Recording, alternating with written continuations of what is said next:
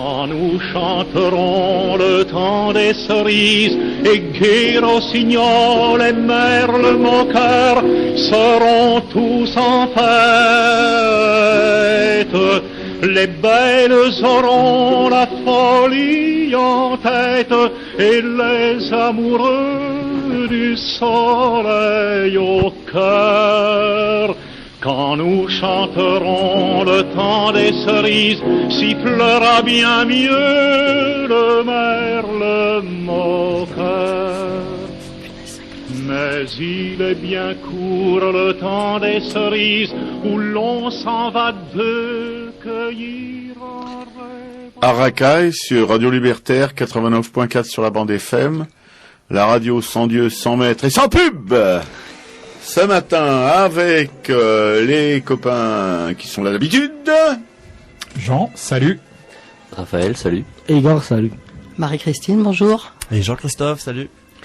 On envoie la petite jingle de l'émission pour se mettre en jambe.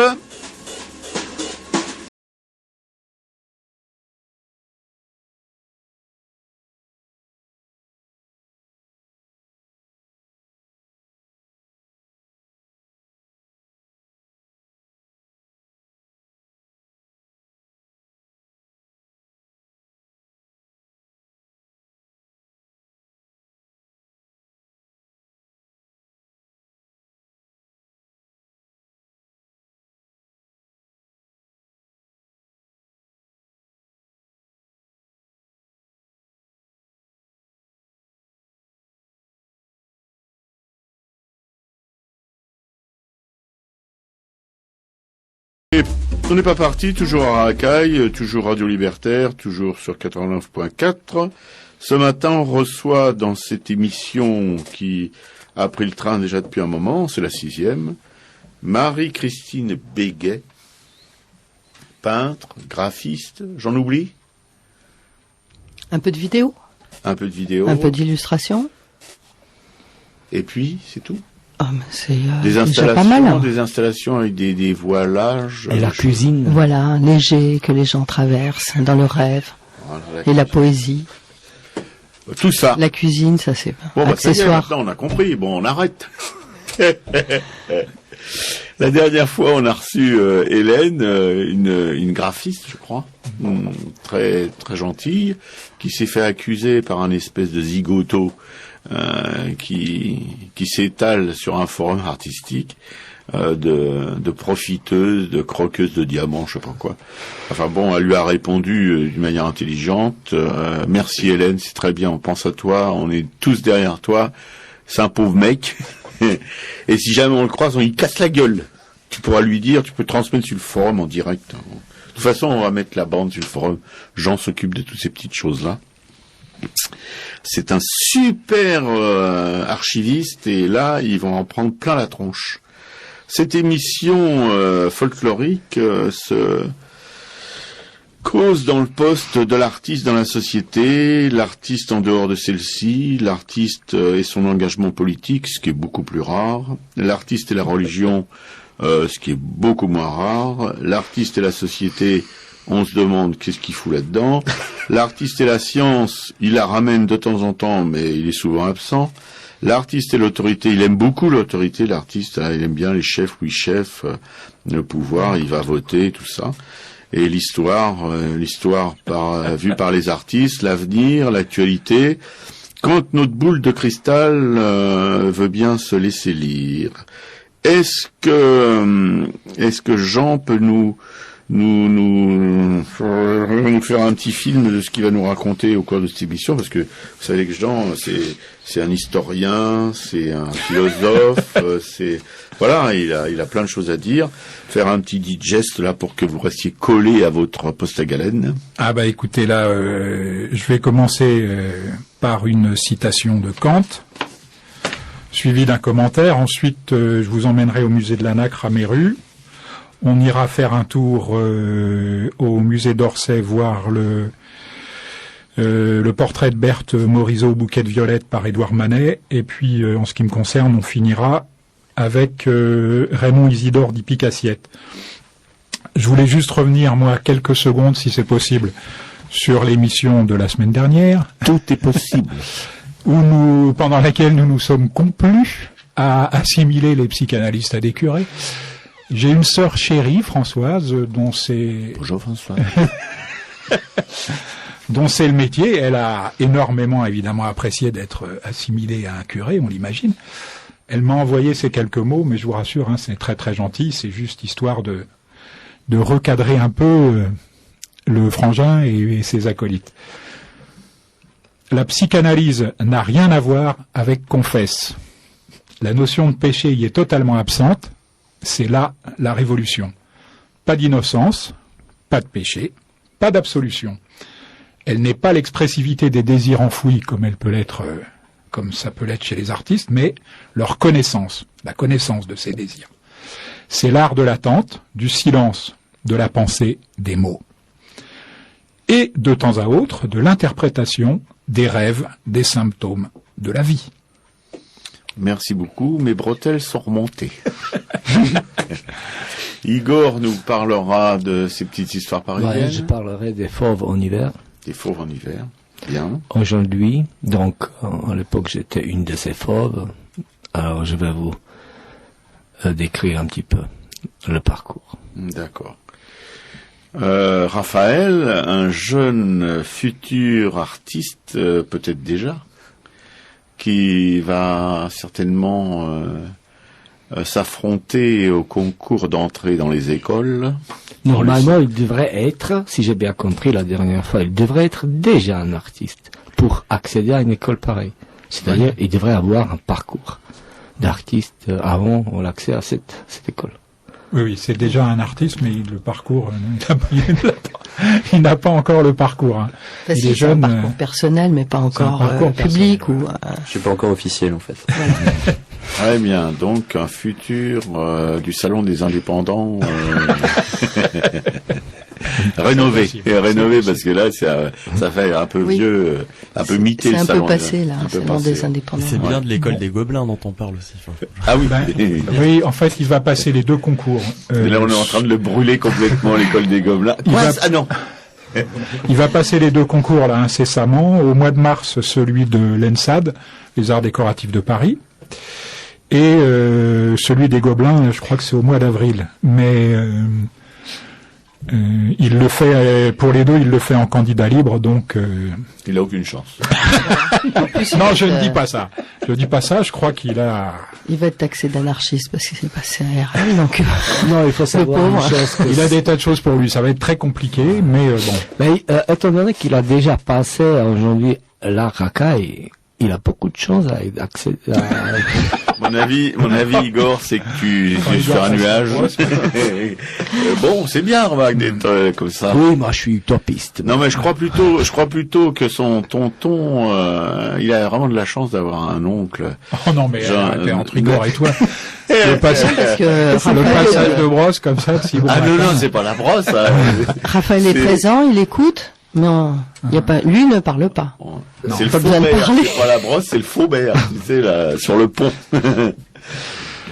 Bien. Non, Dieu sait pourtant qu'il va lui falloir les baratiner, les mecs là, mais bon. Ouais. Et Raphaël, qu'est-ce que tu as à dire là-dessus? Alors Raphaël, il n'y a rien à battre. Pas grand-chose. C'est bien ce que je pense. Nous, on va croiser les doigts pour que ça se passe bien. Ouais. Enfin, oui, moi je les croiserai pas, hein, ça, je veux dire, chacun... sa route, chaque essai, je m'incogne. Bien, et Marie-Christine, qui va, elle aussi, essayer de nous conter les joies, les peines, c'est son métier bref, on essaiera de la pousser à bout. Si elle pouvait nous faire une petite crise de nerfs, ça serait sympa en direct. Tu peux toujours essayer, Robert. Ah oui, toujours essayer, Robert. Je veux pas y manquer. Il y a même Igor, il est en train de s'affûter là. Quant à Jean, ne fait attention à son air paterne parce que ça cache un volcan en fusion. Quand le bouchon va sauter, ça va faire mal. D'ici 2 à 250 ans, ça chauffe à Radio Libertaire. Je vois.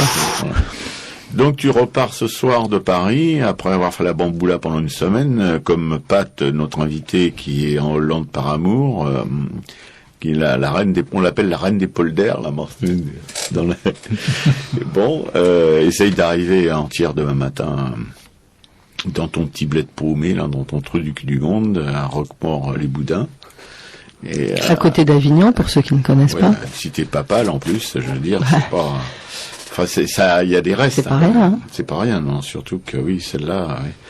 Moi, j'ai vécu... Quitter Paris pour aller à Avignon, quand même. Ah, il faut le faire. Hein. Oh non, il faut... Le sud, c'est déjà très romantique, donc chez Marie-Christine, ça va être très très romantique. Ouais, c'est ça, romantique. Ouais. C'est vrai que je suis quelqu'un de très romantique. Ouais. C'est une maison, c'est une grande maison, tu sais, quand tu... T'as des escaliers, Si t'aimes faire de la varap, tu vas chez elle, tu peux t'entraîner après pour faire la face nord du Cervin.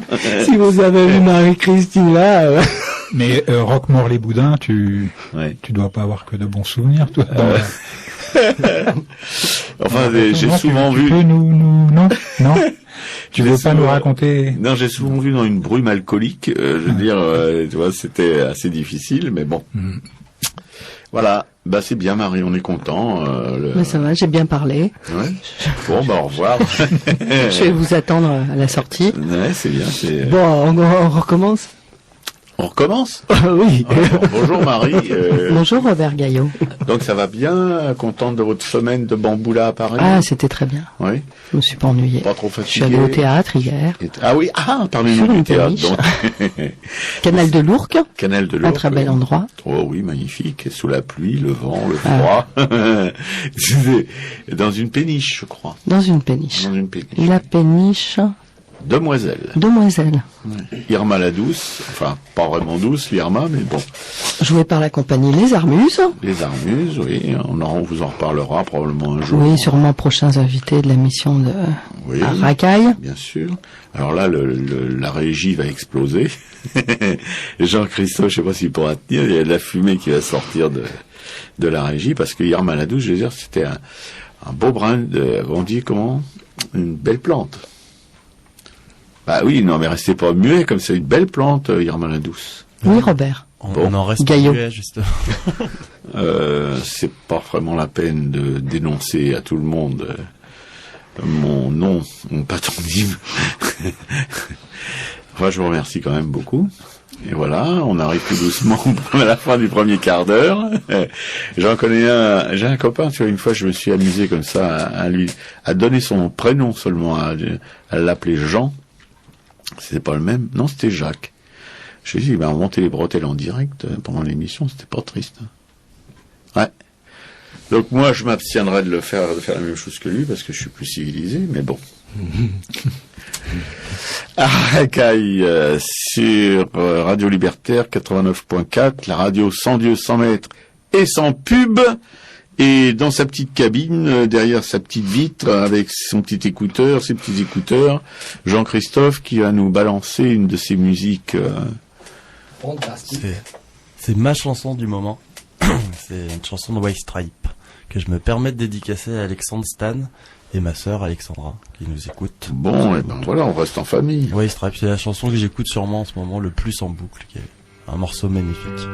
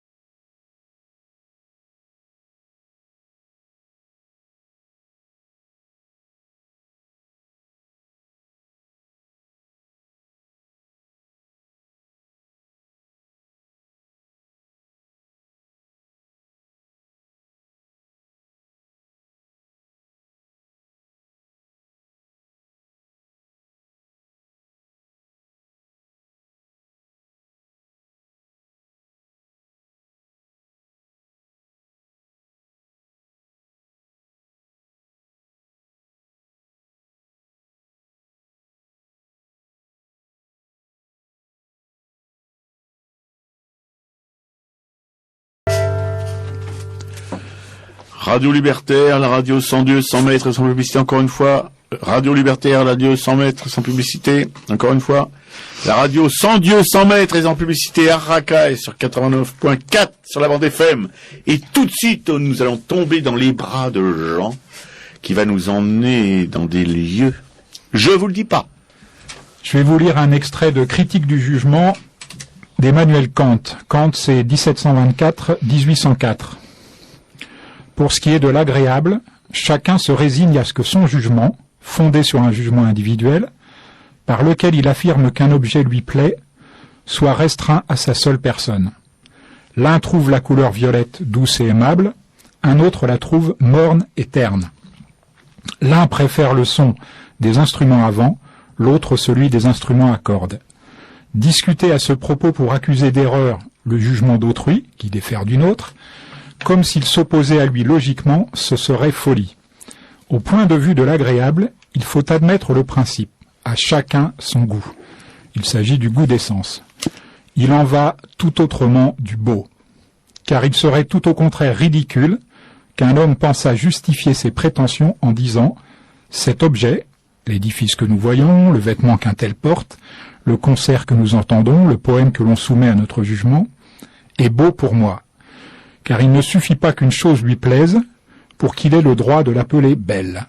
Beaucoup de choses peuvent avoir pour lui du charme et de l'agrément, personne ne s'en soucie, mais quand il donne une chose pour belle, il prétend trouver la même satisfaction en autrui. Il ne juge pas seulement pour lui, mais pour tous, et parle alors de la beauté comme si elle était une propriété des objets. Il dit donc « la chose est belle », et s'il compte sur l'accord des autres avec son jugement de satisfaction, ce n'est pas qu'il ait constaté à diverses reprises cet accord, mais c'est qu'il l'exige. Il les blâme s'ils jugent autrement, il leur dénie le goût, tout en demandant qu'ils en aient. Et ainsi on ne peut pas dire à chacun son goût, cela reviendrait à dire qu'il n'y a pas de goût, c'est-à-dire pas de jugement esthétique qui puisse légitimement prétendre à l'assentiment universel. Voilà. En conclusion, je dirais que Kant soutient qu'il y a en art deux types de beauté. La première est limitée à cette vie et à ce temps, la seconde se rapporte à l'éternel et à l'infini. Je ne vous cache pas que c'est plutôt la seconde qui est mon genre de beauté. L'art n'est pas une science exacte, son activité repose essentiellement sur le sentiment ou sur l'imagination. De ces épousailles entre l'art et l'intuition de l'infini doit naître un idéal que nous appellerons le beau. Le beau ne sera pas l'imitation de ce qu'il y a de mieux dans la nature, vous m'excusez de revenir sans arrêt là-dessus, mais c'est un peu mon dada. Il sera la réalisation de ce que notre esprit se représente. Les philosophes matérialistes limitaient le beau à une sensation agréable physique, les philosophes spiritualistes le réduisaient à une double fonction d'utile et de bon, qui étaient pour eux les premiers degrés du parfait. Kant a ouvert d'autres voies, il a influencé d'innombrables penseurs de premier plan tels que Hegel, Schopenhauer, Nietzsche, Heidegger ou encore Sartre.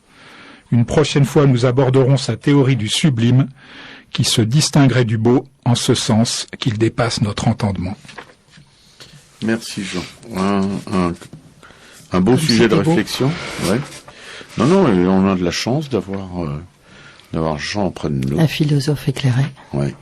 On en apprend. Un sage. Un sage. Voilà. On va arrêter parce qu'après il va demander de l'augmentation. Ah bon? Oui. Marie-Christine Béguet. On va passer à vous. On va vous éplucher un peu.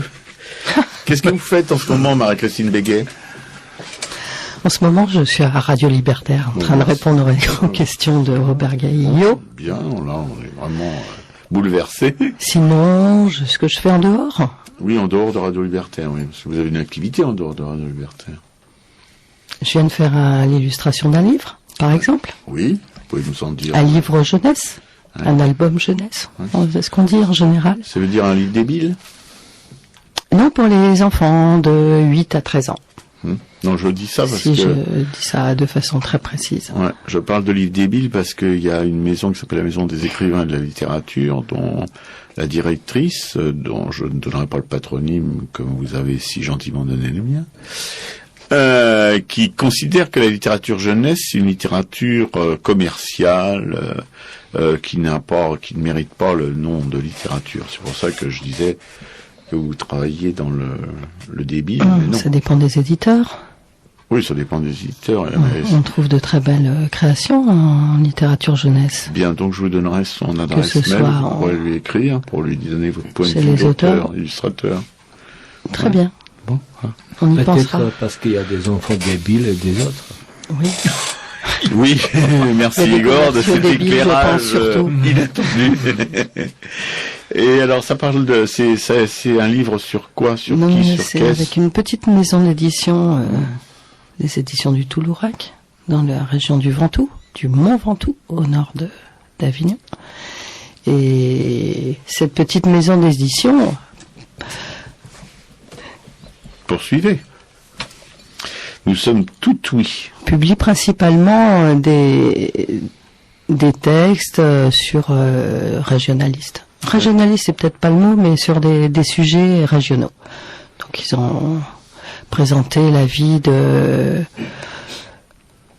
Jean-Henri Fabre, qui a créé la maison. Enfin, il a d'abord qui a fait à Sérignan-du-Comtat des recherches sur les plantes, voilà, les champignons, voilà. Donc ce livre parle de la vie de Jean-Henri Fabre, et en l'occurrence celui sur lequel je viens de travailler en illustration parle de François Pétrarque, qui était un poète italien qui habitait à côté de Florence, à Arezzo, et qui a quitté son Italie natale pour arriver à Avignon, qui a connu Fontaine de Vaucluse, qui a été émerveillé par la Résurgence et qui a connu l'or dans l'abbaye, la chapelle Sainte-Claire, pardon, oui, et qui a écrit un roman qui a fait des pages et des pages sur son amour sur l'or. Donc c'est un grand poète reconnu dans le classicisme de la poésie. Voilà, donc j'ai fait quelques illustrations d'un texte écrit par Ève Dupéré, la conservatrice du musée Pétrarque à Île-sur-la-Sorgue. Bien, c'est bien, on est content de savoir que Pétrarque il filait des rencarts aux gonzesses dans les abbayes. Enfin bon, ça c'est pour expliquer aux auditeurs, un petit peu les éclairer sur les turpitudes de ces époques où les maisons de rendez-vous étaient dans les couvents, dans les monastères, quoi. Bon. Pas mal. Ou dans les chapelles. Il y a pas un musée Fabre à Montpellier? Non? Non, à Sérignan-du-Comtat, mais à Montpellier, je ne connais pas. Non. Bon, bah, Jean pose une question importante, il faudra peut-être pouvoir répondre. Non, je suis désolé, j'ai d'un coup... Ouais. Non, d'un coup, il s'est réveillé. J'ai un doute, excusez-moi. Ah, mais le musée Fabre, c'est peut-être le nouveau musée qui a été rénové à Montpellier, dans lequel se passent la plupart des grandes expositions. Non. C'est possible. Bien, mais ce qui nous intéresse dans cette émission, ce sont pas forcément les réalisations des artistes, quoi, qu'on est quand même, on aime bien en entendre parler, et puis c'est bien de les évoquer. Mais comment est-ce que tu as trouvé ce job? C'est tombé comme ça, tu as eu un matin dans ta cheminée, dans ton petit sabot, une commande d'un éditeur, comment ça Ça ressemble un peu à un cadeau de Noël. Ouais. Poursuivre ta pensée, Robert. Non, t'as fait enfin parce que. Non, en fait, j'ai démarché, tout simplement. J'ai pris on m'a signalé qu'il y avait une petite manifestation d'éditeurs régionaux qui était devant la gare d'Avignon au moment de Noël, donc fin décembre, et j'ai pris mes cartons avec quelques dessins et je suis allé les voir. Et puis je suis tombée aux merveilles au moment où ils cherchaient un illustrateur. Sur Père Noël. C'était une maison d'édition. C'était à Noël, donc c'était... Non, c'était un moment où le Conseil général, en l'occurrence, donnait l'occasion à des petits éditeurs de montrer ce qu'ils faisaient en édition régionale. C'est-à-dire que que le public ait accès à... En fait, le public allait voir ce que faisaient ces éditeurs qui montraient leurs éditions, et j'en ai profité pour aller les voir. Voilà, c'est un des moyens de trouver du travail, ou il y a d'autres moyens. Hein. Et la dernière fois avec Hélène, on évoquait les histoires de contrats. C'est avec Hélène, je pense qu'on avait parlé de ça, avec Jean aussi, qui est illustrateur.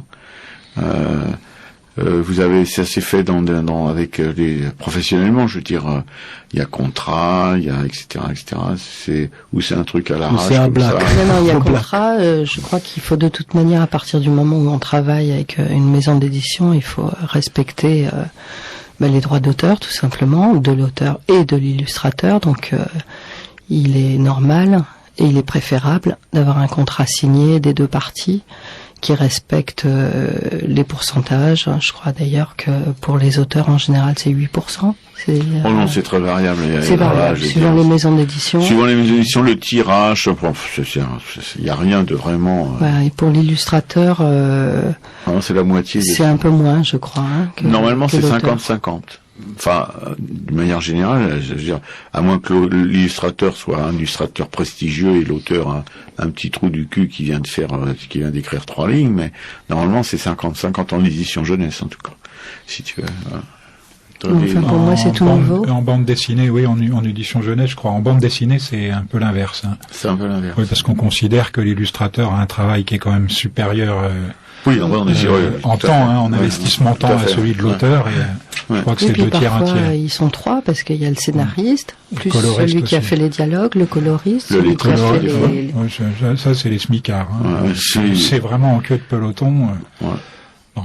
Non, mais c'est vrai, tu fais bien de le relever parce que c'est vrai qu'en édition jeunesse, l'illustrateur, dans un album, il peut avoir, si un album il fait 24 pages, il aura peut-être 12 illustrations, quoi, mais c'est pas un boulot, ça n'a rien à voir avec la BD, quoi, parce que la BD, quand tu dois te taper un album de plus de 60 pages, je veux dire, ça fait un nombre considérable de dessins, quoi. Voilà. Bien, et alors, c'est ta première expérience en édition jeunesse? Oui, c'est ma première expérience. Et tu es contente? Tu recommenceras? Ça va peut-être me donner l'occasion d'accéder à la charte des illustrateurs. Des auteurs illustrateurs jeunesse. Des auteurs et illustrateurs jeunesse, pardon. Voilà. Et de me donner l'occasion de faire des ateliers avec des enfants et des classes. Chose qui m'intéresse beaucoup. J'en fais déjà, mais pas énormément. C'est l'avantage dans l'édition jeunesse, c'est que plus que dans l'édition générale, c'est que les auteurs, les illustrateurs peuvent vivre vraiment de leur métier, pas forcément en faisant des livres. C'est pas ce que va leur apporter le livre, parce que le livre, il y a un avaloir, puis après il y a les royalties, mais ça va jamais très très très loin. Mais par contre, les interventions en milieu scolaire, dans les médiathèques, dans les maisons de jeunes et de la culture, etc., dans toutes ces espèces de circuits là, peuvent effectivement, il y a des auteurs illustrateurs jeunesse qui se font un SMIC par mois avec des interventions. Et la charte, le mérite de cette association, c'est d'avoir posé les conditions d'intervention des auteurs illustrateurs avec des tarifs, etc., qui sont maintenant acceptés pratiquement par tout le monde. Voilà. On pourra vous en dire plus si ça vous intéresse. Et l'intérêt, je pense, c'est que les enfants, ça permet aux enfants de rencontrer en direct un artiste, qui soit auteur ou illustrateur, et ça c'est très important. Bien sûr. Oui, parce qu'il y a des ateliers d'écriture aussi. Enfin bon, c'est tout un petit business qui permet à pas mal d'auteurs, d'illustrateurs de vivre de leur métier, quoi. C'est mieux que de faire des boulots en plus, des boulots précaires, enfin voilà. Merci la charte. En tout cas, que tu aies pu avoir un boulot comme ça en allant avec ton dossier voir des éditeurs, que tu aies pu repartir avec un boulot, c'est tout à fait exceptionnel. Hein. Oui, c'est inespéré, parce que je sais que c'est... Faut le savoir, je pense que c'est à ça que bon moment. Igor faisait allusion tout à l'heure en parlant de Père Noël. Ouais. C'est exactement ça. Oui, c'est Robert qui a commencé avec son cheminée le truc, ce qui a fait déjà penser à Père Noël ou Santa Claus, comme vous voulez. Et donc ensuite tu dis que tu pars avec tes cartons à Noël voilà, c'était quelque part. De Noël, hein. Ouais. Ça fait penser à des films américains. Oui. La chance. La chance. Non mais l'histoire qui se termine bien, oui, c'est ça. Le happy end. Happy end. Bien, Radio Libertaire, la radio, elle est toujours sans Dieu, sans maître et sans publicité, ça n'a pas changé depuis tout à l'heure. On espère que ça va continuer.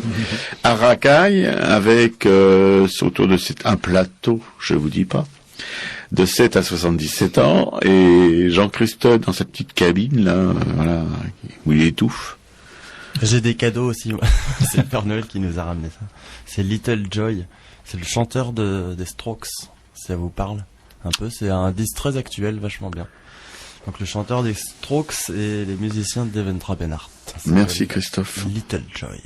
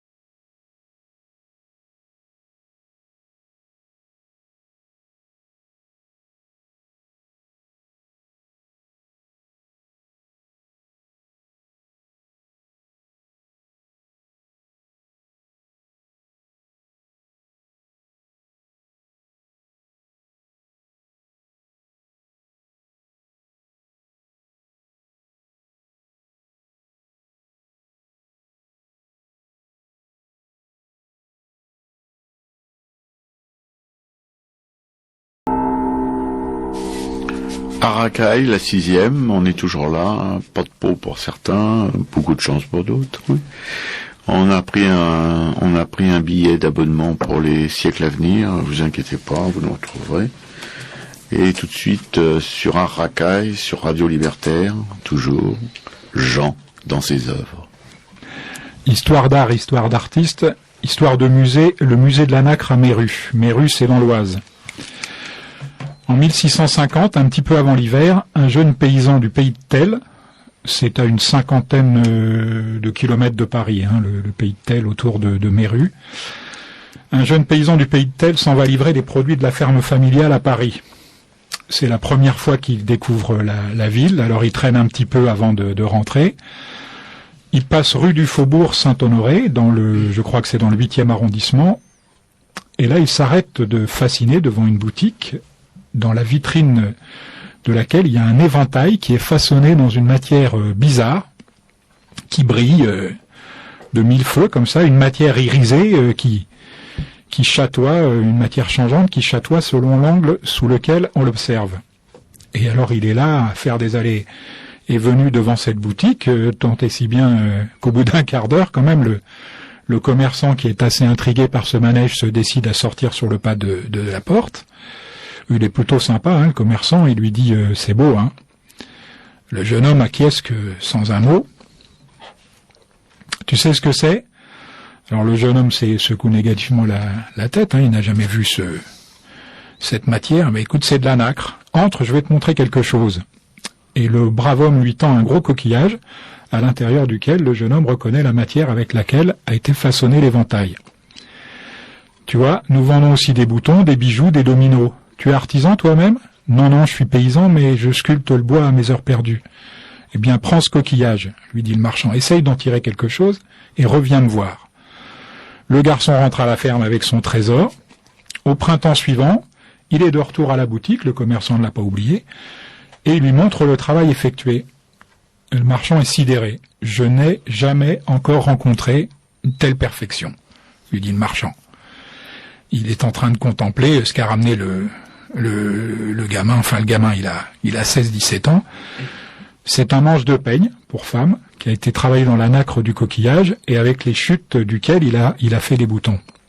Écoute, je t'achète le tout. Je t'achèterai d'ailleurs tout ce que tu pourras me ramener, ajoute-t-il en lui tendant un sac rempli de coquilles d'huîtres perlières. Le gamin repart à Méru avec son sac de coquilles.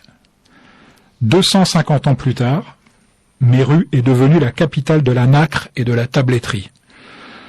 D'innombrables usines emploient des milliers d'artisans dans toute la région. Chaque famille compte au moins un ou plusieurs de ses membres qui travaillent la nacre, mais aussi la corne, les bois exotiques, l'écaille, l'ivoire ou l'os. Une fine pellicule de poudre blanche recouvre toute la ville, si bien qu'elle a été baptisée Méru la Blanche.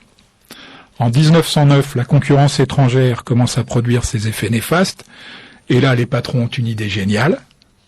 En concertation les uns avec les autres, ils réduisent les salaires des ouvriers de 25%. La grève qui s'ensuit va prendre une ampleur exceptionnelle, telle que Méru la Blanche sera rebaptisée Méru la Rouge. Mais si j'en crois le journal de bord d'un gréviste que j'ai lu, on aurait pu la rebaptiser Méru la Noire. Mais enfin, le déclin est amorcé, les usines vont fermer les unes après les autres. La dernière d'entre elles, des Marais d'Aigremont, fermera ses portes en 1972. Elle a été inscrite sur la liste supplémentaire des monuments historiques en 1994. C'est elle qui abrite aujourd'hui le musée de la nacre.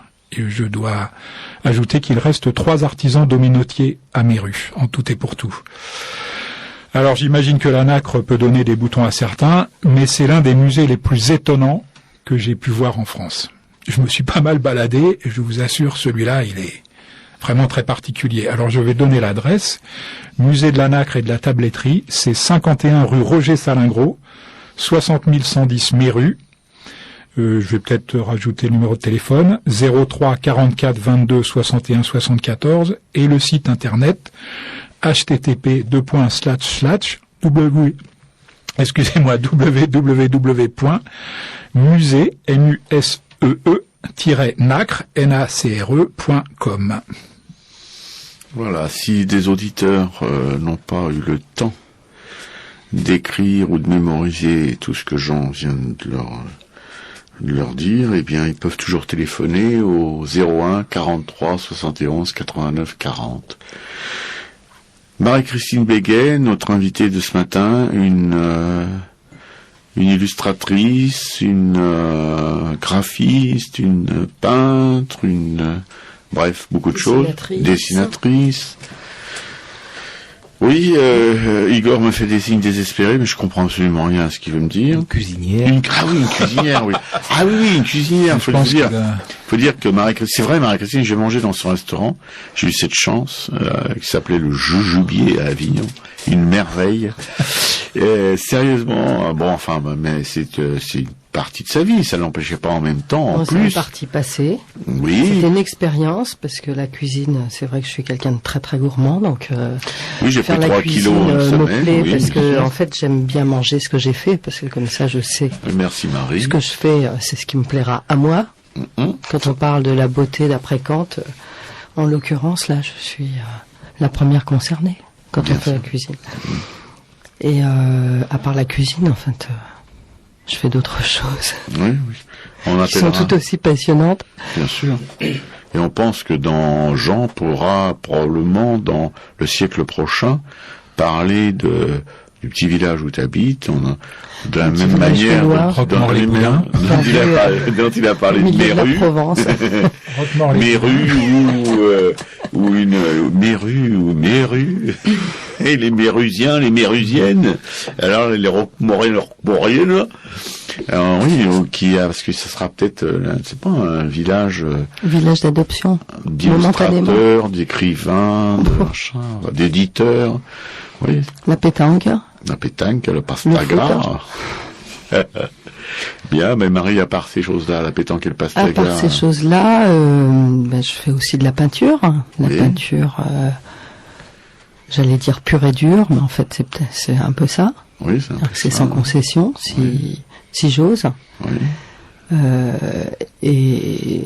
Et assez peu rémunérateur d'ailleurs, la peinture. Donc, effectivement, je mets en place différentes choses qui peuvent me permettre de gagner quelques sous par ailleurs, tout en faisant quelque chose qui m'intéresse, comme l'illustration ou le graphisme, bon, on va faire même de la vidéo. On va faire un petit tour de table on va faire une petite quête voilà. pour pouvoir t'aider, parce que là, merci Robert. On est au bord des larmes. Heureusement que je suis venu à Radio Libertaire. Ah bah oui, c'est merci ça, tu Radio peux le dire. Libertaire. Ah non, tu peux le dire, ça va booster ta carrière. Sûrement, je n'en doute pas. Et cette peinture pure et dure, quelles sont les conditions de travail des peintres purs et durs? Parce que tu nous as parlé donc de ta nouvelle expérience d'illustratrice, mais ton expérience de peintre est beaucoup plus ancienne. Beaucoup plus ancienne, mais on va dire beaucoup moins cadrée que l'illustration, puisque l'illustration, il y a un contrat, enfin théoriquement, on travaille avec un éditeur, alors que la peinture, on choisit soi-même ce qu'on va faire, on choisit les formats, les matériaux, si on travaille à l'acrylique, donc à l'eau ou à l'huile, et les conditions d'exposition, où va-t-on exposer, comment, est-ce qu'il faut payer pour exposer, est-ce qu'il ne faut pas payer. Ça, c'est un problème qui peut faire le sujet d'une émission, je pense. Le fait que les artistes doivent payer pour exposer me semble assez aberrant.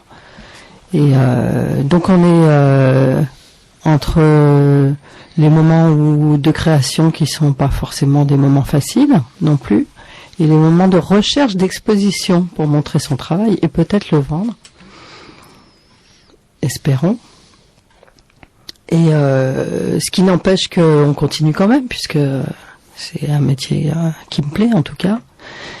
Et j'essaye de progresser et de trouver des lieux, de me regrouper avec d'autres gens, parce que les collectifs d'artistes, c'est quand même un moyen intéressant d'échanger, de se regrouper pour trouver des endroits plus intéressants, d'avoir une façon de se présenter différente en tant que collectif. En tout cas, c'est très différent que se présenter seul, et ça me semble beaucoup plus intéressant.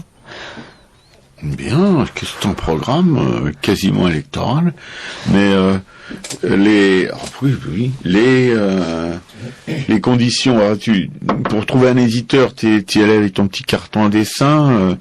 À une exposition, une fête de Noël, je sais pas, en face la gare d'Avignon, il faut déjà le faire un truc en face la gare d'Avignon. Et mais pour chercher à écouler tes nanars, les galéristes, alors comment ça existe? Je suis pas très copine avec les galéristes en fait. J'ai eu quelques déboires avec ces personnes qui se sentent les maîtres du monde. Donc pour l'instant, je les ignore. Oui. Je trouve des lieux qui sont des lieux d'exposition où on me donne l'occasion de faire des installations, entre autres, parce que j'aime bien travailler l'installation in situ. La peinture, j'aime bien la présenter de façon un petit peu particulière, de permettre au public de rentrer dans mon travail de façon physique, d'utiliser l'espace. Et ça me permet de rencontrer des gens. Et petit à petit, ça permet d'accéder à des lieux différents, de bouger, d'aller exposer à l'extérieur du département. Bien. Je vois que Raphaël te suit attentivement tout ce qui se passe. C'est-à-dire, dans quelle galère je me fiche. Je pense que les relations avec son oncle vont être un peu plus tendues. Il vient de prendre la décision de se présenter ni au concours des arts décoratifs, ni à celui d'école. Très bien, Raphaël, une sage décision, c'est beau. Mais n'ira pas non plus dans la rue. Une école magnifique. Une très belle école. Ah mais- oui, une école, oui. Non, mais Raphaël est parti dans une orientation peut-être différente. C'est l'animation, c'est le travail. Hein, c'est ce qui t'intéresse. C'est des choses qui m'intéressent. Voilà. Et Mais c'est il y a pas d'autres encore choses qui vraiment- t'intéressent? Bah, un peu tout. Je connais pas exactement tout, donc. Tous les métiers qui ont rapport avec le dessin, la peinture et. Ouais. Enfin, c'est ce que je trouve intéressant, c'est de découvrir. Pour l'instant. Bien. Nous allons donc dans cette découvrir le nouveau morceau de musique que notre jeune camarade Jean-Christophe. J'avais juste une question avant quand vous parliez de peinture pure et dure, c'est pas avec de la purée de pommes de terre à l'état solide. C'est pas ça. Jean-Christophe, je trouve que tu prends des libertés avec C'est très bien, Jean-Christophe, c'est très bien. Jean-Christophe. Sans commentaire. On va J'aime bien quand on il va sort être de sa débordé. cage. Oui, quand il sort de sa cage. C'est Merci pas ça Jean. parce que je m'appelle Lyon quand même. Ah ouais, bien, c'est oui. Non, mais c'est un morceau de Nicolas Jules, vachement bien, que je vous laisse découvrir.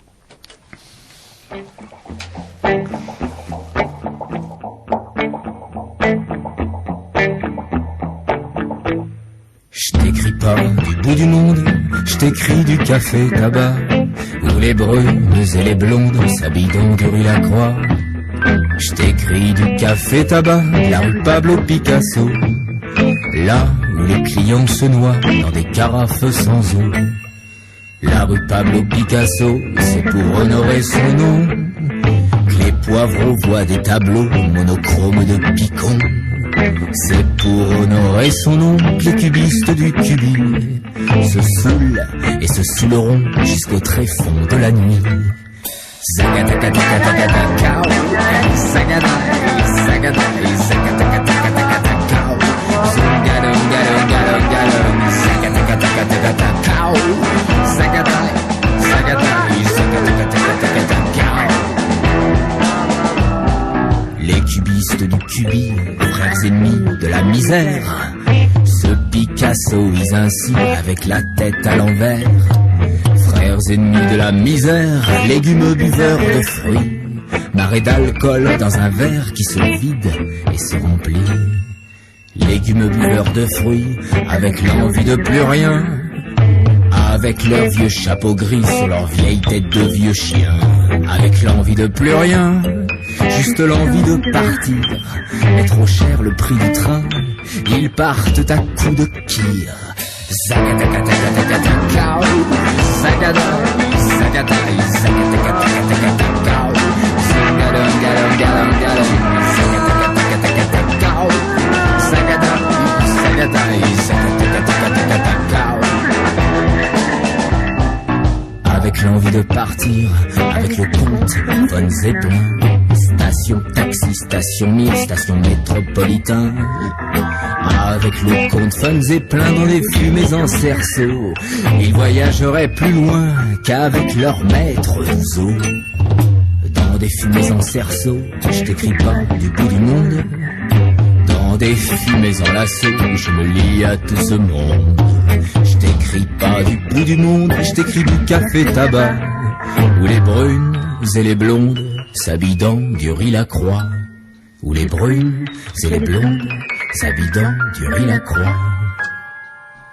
Radio Libertaire, la radio sans Dieu, sans maître et sans publicité. Arakaï, la 6e, avec notre camarade Igor, qui va vous conter une histoire de sauvage, ou de fauve plutôt en hiver. De fauve plutôt. L'hiver tient une place particulière dans la vie des sans-abri. Tout d'abord parce qu'il fait froid, mais déjà avant que les températures chutent, on voit comme une panique chez eux pour trouver une tanière pour hiberner. Pendant l'hiver, leur rythme est ralenti, mais ils sont d'autant plus dangereux. Croyez-moi, c'est vrai, car à l'époque, j'étais une de ces fauves dans le 13e arrondissement, dans le quartier de la Butte aux Cailles. Les fauves en hiver. Quand l'hiver approche, l'instinct de survie transforme les petites bêtes de Paris en fauves agressifs et prédateurs. Par tous les moyens, ils cherchent un abri.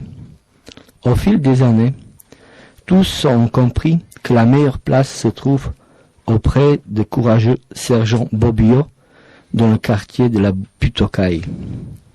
Là-bas, jamais de questions indiscrètes, jamais de formalités dérangeantes.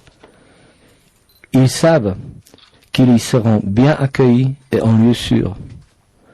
Mais par leurs différences de caractère, ils sont imprévisibles et mieux vaut de ne pas trop s'approcher d'eux. Au milieu d'hiver, quand le froid est insupportable, ils se réfugient même dans l'église proche. À la fin d'hiver, ils sont épuisés et traînent au bord des chemins qui mènent à leur tanière. Fumer ou boire devient leur seule activité quotidienne, malgré les bonnes odeurs qui les entourent près des kiosques en ville. Depuis Noël, ils espèrent tous les jours la fin du vent glacial et de ciel nuageux. À la fermeture du refuge de bon sergent Bobbio, une partie d'entre eux se déplace chez son frère, pas très loin, sur une péniche. Là, ils récupèrent en attendant de l'été. L'endroit est parfait et l'aide des courageux frères Bobbio indispensable. Petit à petit, ces fauves redeviennent de gentils et inoffensifs petites bêtes. Merci Igor. On a des commentaires autour de cette table ou non? Bon. On va reprendre l'interrogatoire avec Marie-Christine Béguet. Quand elle aura fini de papoter avec Igor. Bonjour Marie. Bonjour Robert, je n'étais pas partie, mais bon. Non, enfin, j'écoutais. On était sur les histoires de galeries, apparemment différents avec ces gens-là. Tu n'es pas la seule, si ça peut te rassurer.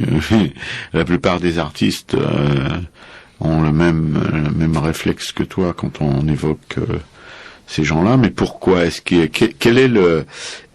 tu as vraiment eu des mauvaises relations avec ces gens-là? Qu'est-ce qui fait que les artistes ont cette espèce de prévention vis-à-vis des galéristes ou des institutions qui sont là pour normalement permettre de faire voir leur travail, de le diffuser, etc. Je pense qu'il y a des gens qui sont tout à fait honnêtes et qui font leur travail dans le respect de l'artiste et des gens avec qui qu'ils exposent. Mais c'est vrai que bon, j'ai eu quelques expériences malheureuses. Malheureuses, c'est peut-être pas le mot.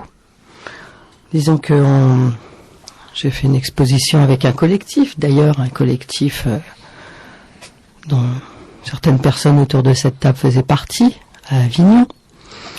Et il s'est avéré qu'un galériste est passé, il a dit « Ah, Marie-Christine Béguet est-elle là? J'aime bien son travail. Est-ce que vous pouvez lui dire de venir me voir? Je suis la galerie. » Je tairai son nom, d'ailleurs, elle a fermé depuis. Donc tu peux dire son nom, si elle a fermé depuis. Elle s'en rappelle plus, bon. La Radio Libertaire, la radio qui dit tout. Oui, bien sûr, si on s'en souvient. Oui. Et donc, quelques temps après, c'est vrai que j'ai eu un petit peu de mal à croire à ce qu'on m'a dit. Bon, j'ai dit, bon, on peut toujours essayer, c'est dommage de laisser passer une occasion. Donc j'ai fait un petit dossier avec quelques photos, des photos dont bêtement je n'ai pas gardé de double. J'ai porté mon dossier à ce monsieur que j'ai rencontré dans sa galerie et il a pris mon dossier, on a discuté 5 minutes. Il m'a dit bon, je regarderai bien et je vous rappellerai. 3 mois après, pas de nouvelles. C'est vrai qu'il vaut mieux oublier, on dépose un dossier en général, on oublie comme ça, si on a une bonne nouvelle, c'est une bonne nouvelle. C'est une bonne stratégie. Voilà, c'est la stratégie en tout cas de ne pas s'angoisser en attendant après quelque chose qui viendra jamais. Et en l'occurrence, c'était le cas puisque quand je suis venu récupérer, espérant récupérer mon dossier et mes photos, ce monsieur m'a dit ah, votre dossier, il se souvenait déjà pas que j'étais venu le voir.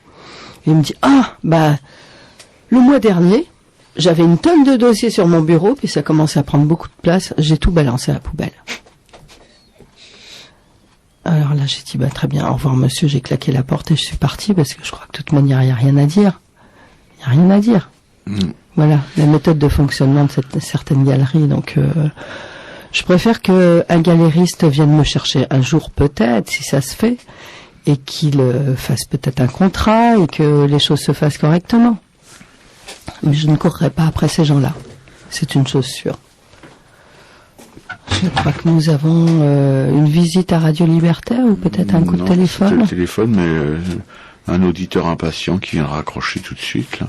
Mais en entendant ça, moi, étant donné que je suis en tout début de ma carrière en France, j'espère qu'il n'y a pas que des galéristes comme ça.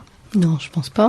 En fait, est-ce que tu as l'expérience avec quelqu'un de bien, quoi, un galériste? Non, j'ai exposé un petit peu en galerie, mais galeries associatives, c'est-à-dire des galeries qui ont été montées par des artistes eux-mêmes et qui ont exposé donc des collègues dont ils aimaient le travail, entre autres la galerie Céruse à l'Île-sur-la-Sorgue, qui maintenant a disparu, mais qui a eu de très belles expositions. Mais c'est pas parce que on a exposé une fois en galerie que les choses sont arrivées. Une fois que c'est fini, on continue à travailler parce que l'important c'est le travail finalement. Et puis de toute manière c'est ce qui nous passionne. Hein. C'est pas exposer, ça fait partie de la nécessité d'être vu par d'autres et de savoir s'il y a un retour. De communiquer avec eux par là. Oui, et puis que s'il y a des gens qui sont intéressés par ce qu'on fait, au minimum une personne peut-être. On m'a dit que si au moins une personne était intéressée par ce qu'on faisait, ça valait le coup. N'est-ce pas, Marie-Christine? Voilà, donc on peut continuer peut-être. Oui, bien sûr. Dans la joie et la bonne humeur. Oui, ce qui est un peu dommage quand même, c'est que la plupart des artistes, la plupart des plasticiens, des peintres, des sculpteurs, etc., ont beaucoup de difficultés à vivre de leur travail, et ça, c'est pas tout à fait normal, parce que on sait bien que la création, enfin la recherche en tout cas, il y a les praticiens, ça existe de moins en moins, c'est des gens qui font toujours à peu près la même chose, qui font de l'image. Ceux-là, je crois pas qu'il y ait des gros problèmes pour eux, pour vivre de leur métier. Enfin bon, en tout cas beaucoup moins que ceux qui sont engagés dans un travail de recherche. On sait bien que la recherche, même la recherche scientifique, etc., si elle n'est pas aidée par des fonds publics, il n'y a rien qui se fait, quoi. Parce que la recherche n'aboutit pas toujours forcément à un produit fini, commercial ou marchand, voilà. Et la plupart, oui, je veux dire, maintenant, en tout cas, c'est pas comme il y a un siècle ou 2 siècles, où il y avait encore des gens qui faisaient un travail qui pouvaient trouver des acquéreurs officiels ou officieux. Maintenant, c'est un peu plus aléatoire, quoi. Donc.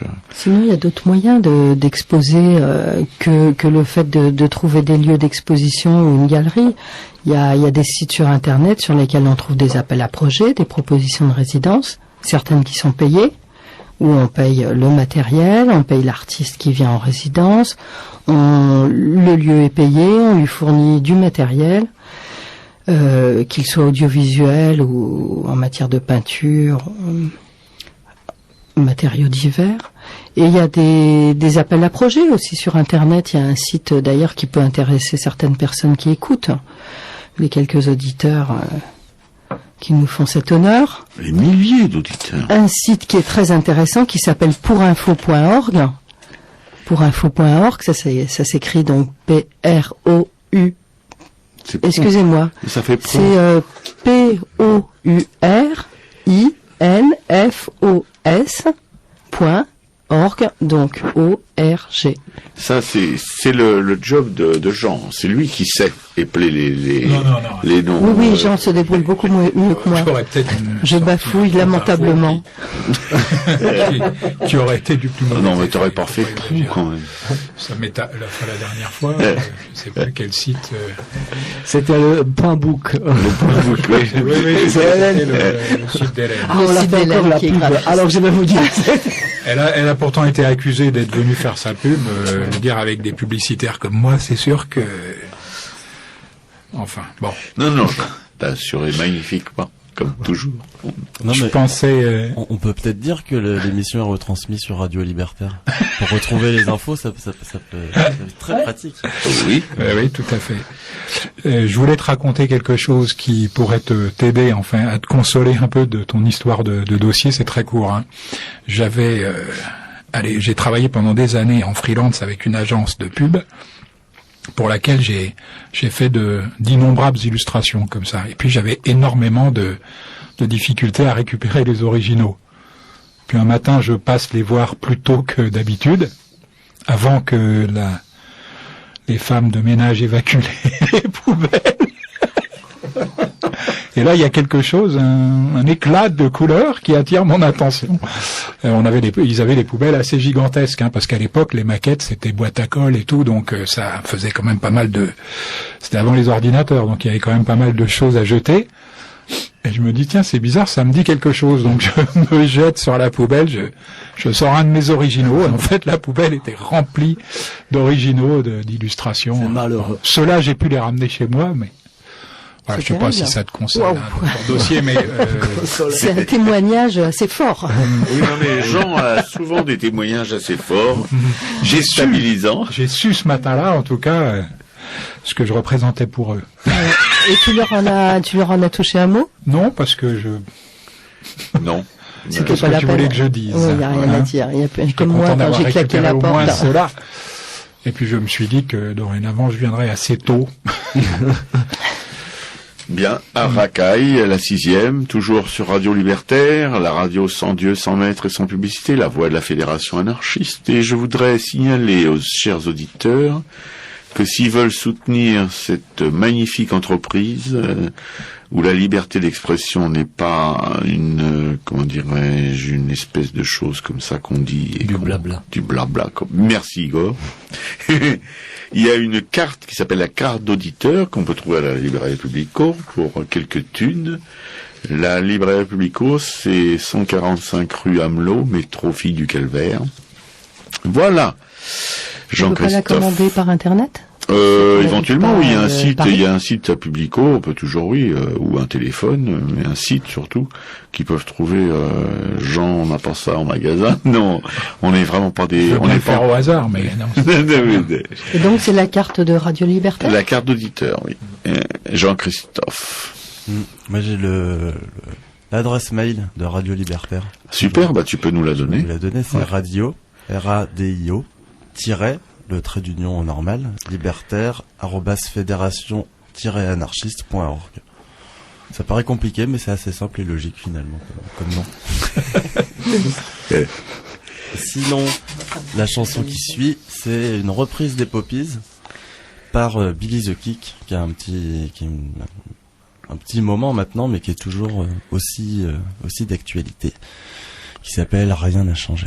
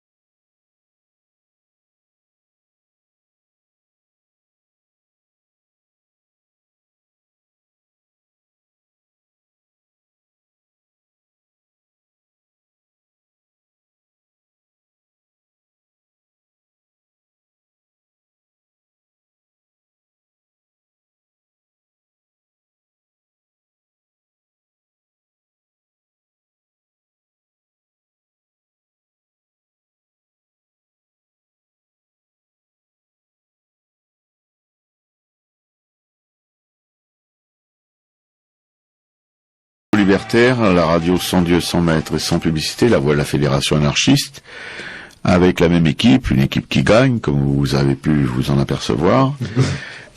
Marie-Christine, notre invitée, une auteure, illustrateur, peintre, patati, patata. Voilà. Elle n'aime pas les galéristes, elle vous a expliqué un peu pourquoi, mais bon, on pense qu'ils sont pas tous comme ça. Personnellement, si vous voulez que je vous fasse une confidence, je crois qu'ils sont tous pourris, mais Marie-Christine a encore quelques illusions. Il faut lui laisser. Il faut les garder. Faut qu'elle les garde. Oui. Et moi aussi. Mais Marie, en dehors des galéristes, il y a aussi d'autres intervenants. Mais je vais passer la parole à Jean avant de poursuivre ton interrogatoire, parce qu'il a encore une petite histoire à nous... Enfin, une petite, pas encore une troisième histoire à nous conter au sujet de Berthe Morisot et d'Édouard Manet, parce qu'ils étaient plus que potes, ils étaient compagnons. Je vais essayer de faire court, hein, c'est promis. Histoire d'art, histoire d'artiste, histoire de chef-d'œuvre. Le portrait de Berthe Morisot au bouquet de violettes d'Édouard Manet. Alors Berthe Morisot, c'est 1841-1895, Manet 1832-1883, le tableau lui-même date de 1872. En 1868, Fantin-Latour présente Berthe Morisot à Édouard Manet. Elle a été l'élève de Corot. Elle a exposé au Salon officiel en 64, en 1865. Elle va poser de nombreuses fois pour Manet. Elle rejoint les impressionnistes en 1874 au Salon des Indépendants. La même année, elle épouse Eugène Manet, le frère d'Édouard, dont elle aura une unique fille, Julie, en 1878. Eugène meurt en 1892, Berthe tombe gravement malade au début 95 et confie la tutelle de Julie, excusez du peu, à Stéphane Mallarmé et à Auguste Renoir. On aurait pu tomber dans de pires mains. Elle meurt quelques semaines après. Les années ont passé, il règne chez Julie une atmosphère indescriptible. Les murs de son appartement sont littéralement recouverts de tableaux impressionnistes. De Manet, Renoir, Monet, Sisley ou encore de sa mère Berthe Morisot. L'art est partout, mais sa valeur est uniquement spirituelle. Personne ne se préoccupe de la valeur des tableaux. Des enfants courent au milieu des chefs-d'œuvre. Avec leur carabine à flèches, de nombreuses toiles sont criblées de trous. C'est authentique, hein, ce que je vous raconte. Ce jour-là, on fête l'anniversaire de Julie. Excuse-moi, Robert, de revenir au champagne. Je sais que tu n'apprécies pas particulièrement. C'est un anniversaire, donc quelqu'un débouche une bouteille de champagne. Il faut croire que le vin a dû être bien secoué, parce que le bouchon part comme une balle et s'en va trouer sur son mur le tableau Berthe Morisot au bouquet de violettes, que Paul Valéry considérait comme l'œuvre la plus aboutie de Manet. Et un trou comme ça en plein milieu de la toile. Bon, cette histoire a été racontée par l'écrivain Jean-Marie Rouard, qui est le neveu de Julie Manet, que je remercie au passage. Le tableau est exposé aujourd'hui au musée d'Orsay. Malgré une restauration soignée, ceux qui iront le voir pourront distinguer une boursouflure consécutive à cet accident très domestique. Sûr que là où il est, le tableau aujourd'hui, il est nettement plus en sécurité. Mais qu'est-ce qui doit se faire, si j'ose dire, tous ces visages compassés qui défilent. Ah oui, merci Jean. On pourra un peu rêver sur la collection de Julie, avec les enfants qui tirent des flèches dans les chefs-d'œuvre. C'est assez, non, j'aime beaucoup. Moi, excuse-moi. Je vais revenir à la fin. Tu as dit que là où il est en ce moment, il est nettement moins plus en sécurité. Il n'y a pas longtemps, c'est des gamins qui sont rentrés à musée d'Orsay, ils ont trouvé. Ah bah écoute, autant pour moi. Vous vous rappelez de ça? Avec des carabines à flèches, non? Non, avec des couteaux et puis les filles qui ont embrassé les tableaux pour se faire. Ah oui, d'accord. Ouais. Oui. Oui, bon, c'était une histoire. Il y a pas longtemps, c'était l'année dernière, mais il y a pas longtemps. Je savais pas que c'était au musée d'Orsay. J'ai entendu. Oui, il y avait un problème d'alarme. Et c'était, je crois, que pendant la nuit blanche ou. Ah d'accord. Et alors, les tableaux au musée d'Orsay sont tous des originaux? Parce qu'on sait très bien que les assurances assurent peut-être pas la très collection mal. permanente. C'était pas un tableau de Twombly Ah, ça, je sais pas. tout blanc, mais alors là, ça se situait pas au musée d'Orsay, ça se situait à la Fondation Lambert à Avignon. Oui, donc c'est pas la même histoire. Et c'est une jeune artiste, entre guillemets. Japonaise, non, je crois. Japonaise, Ouais. qui était fan de Sitombli et qui a posé ses lèvres, Et de l'encombre. peintes de vernis, de rouge à lèvres bien voyant sur une toile blanche. Non, mais du vernis, les Japonais, ils sont Et il s'est en suivi des procès, et enfin, ça s'est très mal passé. Bon, pataquès, mais c'est pas la même histoire, sans doute. histoire. Bien. Bon, on va se renseigner, et puis la semaine prochaine, C'est parce que j'étais étonné quand j'ai entendu cette histoire. J'étais étonné. Je vais souvent au musée d'Orsay et j'entends souvent l'alarme. Et les vigiles qui sont là, ils font des signes, ne vous inquiétez pas, on attend, on a un problème, etc. Non, mais Igor, il faudrait que tu penses que c'est chaque fois que tu arrives au musée d'Orsay que l'alarme sonne. C'est moi, quand je vais au musée d'Orsay, l'alarme ne sonne pas. Non, c'est vrai, tu restes un quart d'heure. Tu me donneras ton truc, hein, parce que j'aimerais bien. Robert, un quart d'heure, ça ne suffit pas pour déclencher l'alarme. Ah oui, c'est vrai. Parce qu'au bout d'un quart d'heure, Robert va à la cafétéria, boire un petit coup, manger un petit gâteau au chocolat. Tu vois ma tronche. Par contre, Marie-Christine, à Orsay, c'est 2 heures de jogging. Oui, si personne ne m'empêche de rester le temps que je veux. Heureusement qu'à la café, ils ont des gâteaux au chocolat excellents pour reconstituer ton énergie complètement épuisée. Bien, Marguerite, alors voilà, tu peux pas piffrer les galliéristes. T'aimes quand même il y a des institutions, si t'as eu affaire. Ah oui, tu parlais tout à l'heure de projets, de résidence, et tu peux nous dire quelques mots là avant l'heure fatidique du quart, de la source. De la source, Marie. La source. Non, c'est d'une radio. Alors les signes de sourd-muet, ça passe pas très bien. Alors, allons donc à la source des choses. La source est un endroit qui a été créé par le peintre Garouste, qui est un peintre contemporain, qui est actuel, qui a, heureusement pour lui, réussi à vivre de son art. Très et bien, qui a donc fondé 2 lieux, où il essaye de mettre en place des ateliers, où il a réussi à mettre en... Excusez-moi, j'ai été un peu perturbée parce que le téléphone a sonné et du coup j'ai eu du mal à me concentrer. En fait, les lieux que Garouste a fondés il y a quelques années sont des endroits où se passent des ateliers menés par des artistes de diverses origines qui présentent en fait un dossier. Donc ils rencontrent ces artistes. Je ne sais pas, j'y suis pas encore allée. Et des ateliers qui sont destinés à des écoles qui viennent ou pendant les vacances, ou le mercredi, le samedi, quand ils sont pas trop loin, trop éloignés du site, ou alors qui viennent carrément une semaine pour passer du temps de découverte avec un artiste sur des thèmes différents. Chaque année, il y a un thème qui est choisi. Cette année, c'est le thème du rapport entre l'art et la cuisine. Et il y a un site qui est à côté de Rouen, je crois, si je me souviens bien, et un autre qui est assez proche de Paris, dans la banlieue ouest. Dans l'Oise. Merci, Robert. For nothing, dear. Voilà, et donc les artistes sont payés. Bon, c'est pas non plus une rémunération extraordinaire, mais c'est un échange de principes entre l'artiste et le lieu de résidence, l'association. Ça permet aux enfants de rencontrer justement des artistes, de passer une semaine avec eux et d'arriver à un projet de réalisation intéressant. Et de participer à un projet artistique qui rentre aussi dans le projet personnel de l'artiste. Donc ça permet aux enfants de découvrir des œuvres et de se familiariser avec un milieu qui peut sembler un peu étranger souvent au commun des mortels, et qui en fait est tout à fait accessible. Bien.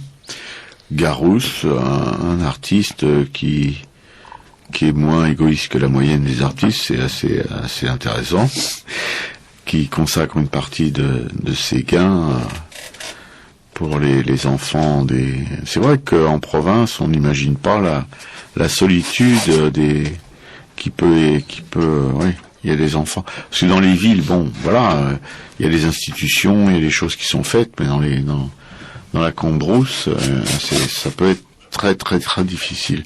Et c'est vraiment original d'avoir, enfin original, c'est un peu con, mais d'avoir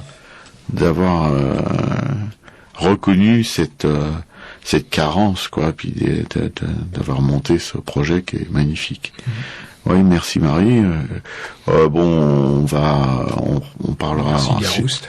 Merci Garouste surtout, ouais, aussi, en tout cas. Et d'autres qui ont aussi des projets intéressants. Ouais, bien sûr. Qu'on peut trouver d'ailleurs sur le site que j'ai cité tout à l'heure, pourinfo.org. Pourinfo.org. Sur Internet. Bien. On va avant de retrouver Jean avec une dernière histoire et puis ces infos sur deux expos. On va passer dans la petite cage vitrée de Jean-Christophe. Oui, je voulais parler des Libertines, qui était le groupe de Pete Doherty avant qu'il soit un toxicomane qui défraie les chroniques. Un super groupe, les Libertines, dont on parle plus assez. Donc voilà.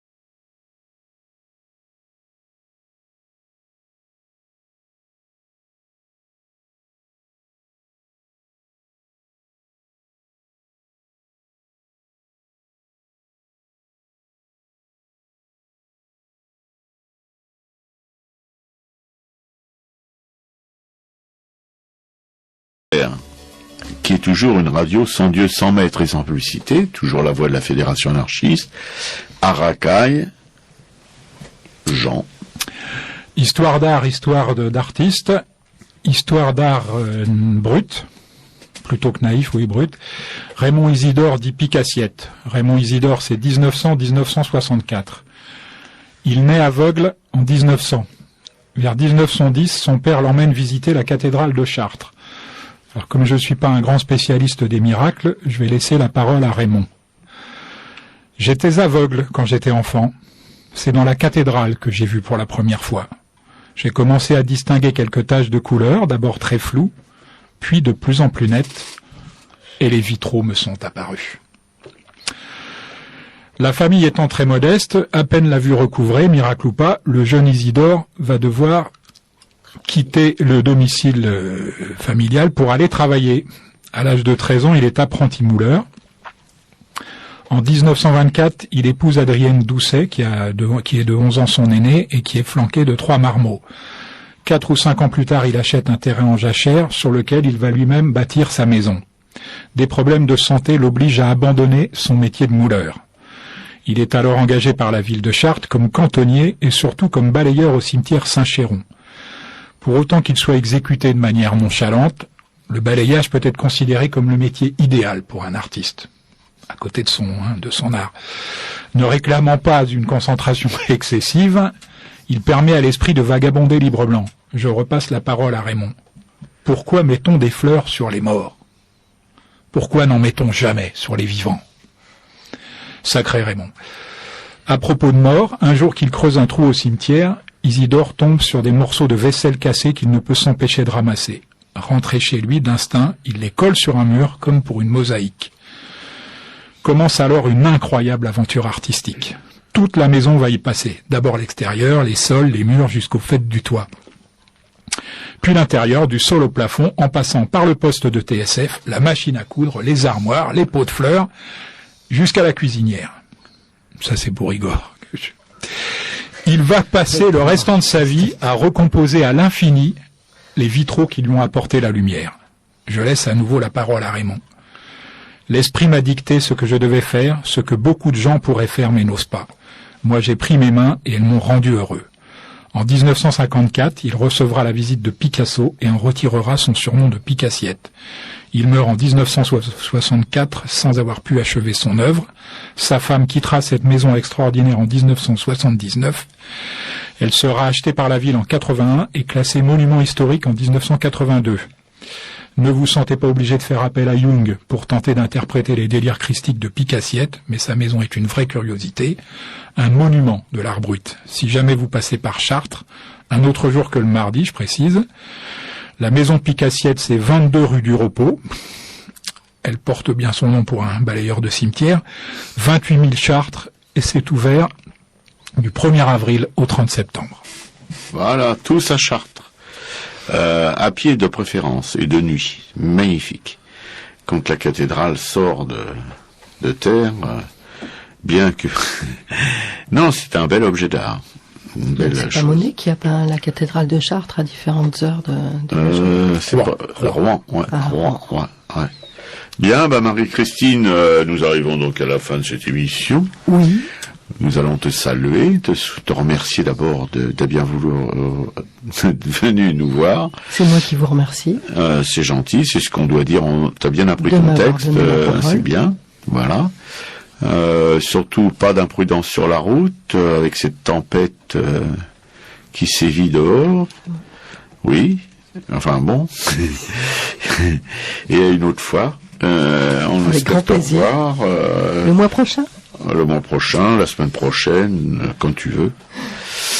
On va finir avec un petit topo de Jean sur des expos qu'il a vus, qu'il aime et dont il veut nous faire partager le bonheur d'aller traîner nos grolles. Oui, la première, c'est Mangareva, au musée du Quai Branly. Un superbe ensemble de sculptures polynésiennes traditionnelles qui ont été sauvées de la folie destructrice des missionnaires du 19e siècle. Alors je ne sais pas par qui elles ont été sauvées, peut-être par les missionnaires eux-mêmes. Hein. Ils étaient à peu près capables de tout. Le musée du Quai Branly, c'est 37 Quai Branly, dans le 7e arrondissement de Paris, et l'expo est visible jusqu'au 10 mai 2009. La deuxième, c'est Ron Arad, Nos disciplines, au centre Georges Pompidou. Nos disciplines, mais toutes les disciplines de ce designer hors norme, des meubles, des lampes, des édifices. C'est mis en scène de façon très spectaculaire par le designer lui-même. C'est à découvrir d'urgence. C'est jusqu'au 16 mars. Il y a quand même encore un peu plus d'un mois. Le centre Georges Pompidou, pour ceux qui ne le sauraient pas encore, c'est 19 rue Beaubourg, 75 004 Paris. Merci Jean. Profitez bien des propositions de Jean, parce que ouais, c'est autre chose que ce que peut vous apporter Télérama. On remercie aussi Raphaël, le futur étudiant en Beaux-Arts, qui va probablement bouleverser le cours naturel de l'histoire de l'art. On en est sûr. Bon, avec ce qu'il a entendu aujourd'hui, on voit qu'il faut qu'il y ait un méchant courage pour Il viendra en témoigner. Si je devais les blémir au fur et à mesure que l'émission... Il prendra les choses au deuxième degré, comme ça ira mieux. Exactement. Raphaël, oui, tu persévères, donc tu signes et tu... Oui. Oui. Ouais. Bah, c'est vrai qu'il y a ton oncle à côté. Puis quand même, 85, bon, voilà. Non mais si te fait des méchancetés, tu nous le dis, hein, on s'en occupera. Non, vous inquiétez pas, c'est bon. Non, mais, merci Jean-Christophe pour ces belles musiques que tu nous as passées tout le temps, cette magnifique émission. J'en ai encore plein, hein. T'en as encore plein, bah vas-y, il y a encore 2 minutes. La semaine prochaine. Allez, ciao tout le monde. Allez. Au revoir, merci. Au revoir, merci. Salut. Pardon. Salut, Pet.